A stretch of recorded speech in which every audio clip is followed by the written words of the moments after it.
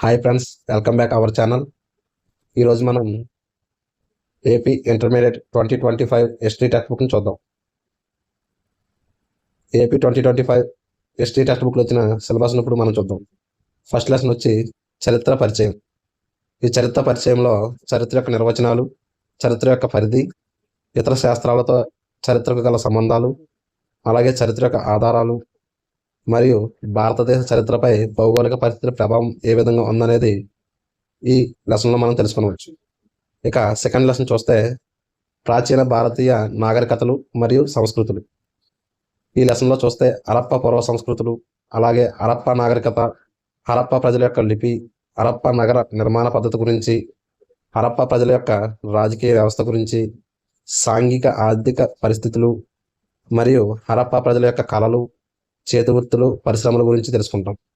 మరియు హరప్ప ప్రజల యొక్క మత విశ్వాసాలు, ఆచారాల గురించి, హరప్ప నాగరికత యొక్క పతనం ఏ విధంగా జరిగిందనే దాని గురించి తెలుసుకుంటాం. ఇక ఇందులో రెండవ సబ్ టాపిక్గా చూస్తే వైదిక యుగం గురించి తెలుసుకుంటాం.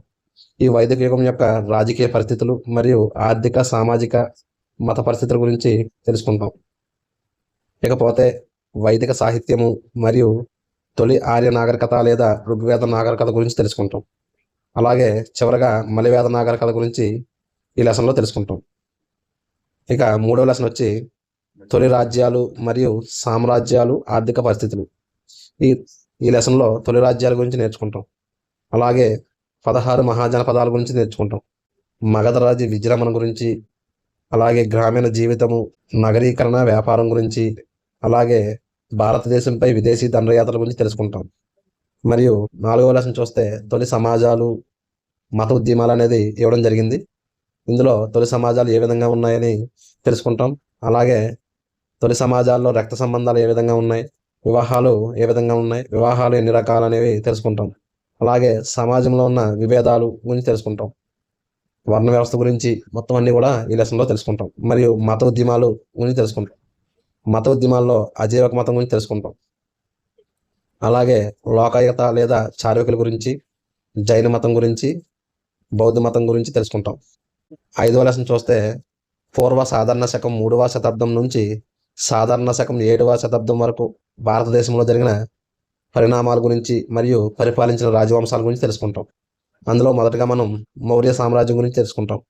అలాగే కొసానుల గురించి మరియు గుప్త సామ్రాజ్యం గురించి, పుష్యభూత వంశంలో గొప్పవాడైన హర్షవర్ధన్ గురించి ఈ లెసన్లో తెలుసుకుంటాం. ఇక 6వ లెసన్లో చూస్తే దక్కన్ మరియు దక్షిణ భారతదేశం గురించి తెలుసుకుంటాం. సాధారణ శకం 10వ శతాబ్దం వరకు జరిగిన సంఘటనలు, పరిపాలించిన రాజవంశాల గురించి తెలుసుకుంటాం. దక్షిణ భారతదేశంలో సంగం యుగం గురించి తెలుసుకుంటాం. సంగం యుగంలో చోళ, చేర, పాండ్య రాజ్యాల గురించి తెలుసుకుంటాం. అలాగే శాతవాహనుల గురించి, ఇక్ష్వాకుల గురించి, విష్ణు కుండినుల గురించి, కాంచీపురం పల్లవులు, చాళుక్యులు, రాష్ట్రకూటులు, తంజావూరు చోళుల గురించి ఈ లెసన్లో నేర్చుకోవడం జరుగుతుంది. ఇక 7వ లెసన్లో చూస్తే ఢిల్లీ సుల్తాన్ల గురించి ఇవ్వడం జరిగింది. ఇందులో ఢిల్లీ సుల్తాన్ రాజ్యం గురించి సంబంధించిన ఆధారాలు, అలాగే అరబ్బులు సింధు యొక్క ఆక్రమణ ఏ విధంగా జరిగింది, తురుస్క దండయాత్రల గురించి నేర్చుకుంటాం. అలాగే ఢిల్లీ సుల్తాన్ల యొక్క పరిపాలన గురించి, వారి యొక్క విజయాలు, అలాగే ఢిల్లీ సుల్తాన్ల యొక్క పతనం ఏ విధంగా జరిగిందనేది, మరియు ఢిల్లీ సుల్తాన్ సంబంధించిన రాజకీయ, ఆర్థిక మరియు వాస్తు శిల్పకళ అనేది ఏ విధంగా ఉందో తెలుసుకుంటాం. ఇక 8వ లెసన్ చూస్తే మొఘలులు మరియు మరాఠాల గురించి నేర్చుకుంటాం. ఇందులో సార్వభౌమత్వ మొఘలులు, మొదటి సేన మొఘలు గురించి, అలాగే షేర్షా గురించి మరియు సార్వభౌమత్వ మొఘలులు 2వ సేన గురించి నేర్చుకుంటాం. ఇక తర్వాత టాపిక్ చూస్తే కడపటి మొఘలుల గురించి మరియు మొఘలుల పాలన ఏ విధంగా సాగింది, మొఘలులు మతపరమైన విధానం ఏ విధంగా ఉండేది, వారు అనుసరించే విధానాలు ఏమిటనేది తెలుసుకుంటాం. ఇక తర్వాత టాపిక్ చూస్తే మొఘలుల పాలనలో సాంస్కృతిక పరిస్థితులు ఏ విధంగా ఉన్నాయి, మొఘలుల సామ్రాజ్యం ఏ విధంగా విచ్ఛిన్నం చెందింది అనేది నేర్చుకుంటాం. ఇక మరాఠాల విషయం వస్తే మరాఠాల గురించి, శివాజీ యొక్క పరిపాలన ఏ విధంగా ఉంది, శివాజీ తర్వాత పేష్వాల పరిపాలన ఏ విధంగా సాగిందనే దాని గురించి ఈ లెసన్లో నేర్చుకుంటాం. ఇక 9వ లెసన్ చూస్తే భక్తి, సూఫీ సాంప్రదాయాల గురించి ఉంటుంది. ఈ లెసన్ సాధారణ శకం 8వ శతాబ్దం నుంచి 16వ శతాబ్దం వరకు జరిగిన సంఘటనలు గురించి ఉంటుంది. భక్తి అంటే అర్థం ఏమిటనేది ఉంటుంది. అలాగే భక్తి ఉద్యమ ప్రధాన లక్షణాలు మరియు ప్రముఖ భక్తి ఉద్యమకారులు, వారి బోధనల గురించి, అలాగే మహారాష్ట్రలో భక్తి ఉద్యమం గురించి మరియు సూఫీ మతం అర్థము, దాని యొక్క మూలము, ప్రధాన లక్షణాల గురించి ఉంటుంది. ప్రముఖ సూఫీ శాఖలు అయిన మరియు సూఫీ ఉద్యమకారుల గురించి ఉంటుంది.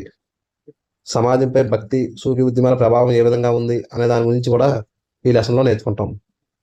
ఇక 10వ లెసన్ చూస్తే దక్కన్ మరియు దక్షిణ భారతదేశంలో 10వ శతాబ్దం నుంచి 19వ శతాబ్దం వరకు ఉన్న సంఘటనలు మరియు రాజుల యొక్క పరిపాలన గురించి నేర్చుకుంటాం. ఈ లెసన్లో ముందుగా కాకతీయుల గురించి, అలాగే విజయనగర పాలకుల గురించి నేర్చుకుంటాం. వారికి సంబంధించిన ఆధారాలు, పురావస్తు ఆధారాలు మరియు సాహిత్య ఆధారాల గురించి నేర్చుకుంటాం. ఇక చూస్తే బ్రహ్మణి సుల్తాన్ల యుగం ఏ విధంగా ఉంది, దక్షిణ భారతదేశంలో గోల్కొండ కుతుబ్ షాహీల యుగం ఏ విధంగా ఉంది, అలాగే హైదరాబాద్ రాజధానిగా చేసుకొని ఆసిఫ్ జాహీల యుగం ఏ విధంగా పరిపాలించింది అనే విషయం ఈ లెసన్లో నేర్చుకుంటాం. ఇక 11వ అధ్యాయం చూస్తే వలస పాలనలో భారతదేశం. ఈ లెసన్లో భారతదేశంలో యూరోపియన్ల కంపెనీల రాక మరియు సంఘర్షణల గురించి ఉంటుంది. అలాగే ఈస్ట్ ఇండియా కంపెనీ యొక్క అధికార విస్తరణ ఏ విధంగా సాగింది మరియు ప్రముఖ గవర్నర్ జనరల్స్ వారి విధానాల గురించి మరియు 1857 తిరుగుబాటు గురించి ఉంటుంది. ఇక చివరగా 12వ లెసన్ చూస్తే భారత జాతీయోద్యమంతో ఫస్ట్ ఇయర్ మొత్తం అయిపోతుంది. ఈ లెసన్లో భారత జాతీయోద్యమ నేపథ్యం ఏ విధంగా ఉంది, భారత జాతీయ కాంగ్రెస్ స్థాపన ఎలా జరిగింది మరియు స్థాపన జరగడానికి గల పరిణామాల గురించి నేర్చుకుంటాం. భారత జాతీయోద్యమ దశలు ఏ విధంగా సాగాయి, అలాగే వందే మాతర ఉద్యమం గురించి, విప్లవకారుల తొలి దశ ఏ విధంగా ఉంది, హోమ్ రూల్ ఉద్యమం గురించి, గాంధీజీ చేపట్టిన తొలి ఉద్యమాలు, అలాగే సహాయ నిరాకరణ ఉద్యమం గురించి ఉంటుంది. తర్వాత టాపిక్ చూస్తే విప్లవ ఉద్యమం ఏ విధంగా ఉంది, విప్లవం ఉద్యమం మరి దశ గురించి నేర్చుకుంటాం. శాసన ఉల్లంఘన ఉద్యమం గురించి, క్విట్ ఇండియా ఉద్యమం గురించి నేర్చుకుంటాం. ఇకపోతే రాజ్యాంగం యొక్క సంస్కరణలు ఏ విధంగా సాగాయి, జాతీయ ఉద్యమంలో మహిళల పాత్ర ఏ విధంగా ఉంది, భారతదేశం ప్రజలు స్వాతంత్రం దిశగా ఏ విధంగా అడుగులు వేశారనేది ఉంటుంది. ఇక చివరగా ఈ లెసన్లో భారత రాజ్యాంగం ఎలా రూపొందించుకున్నాం అనే దాని గురించి ఉంటుంది. ఫస్ట్ ఇయర్లో మొత్తం 12 లెసన్లు సిలబస్ ఇవ్వడం జరిగింది. Okay friends, thank you.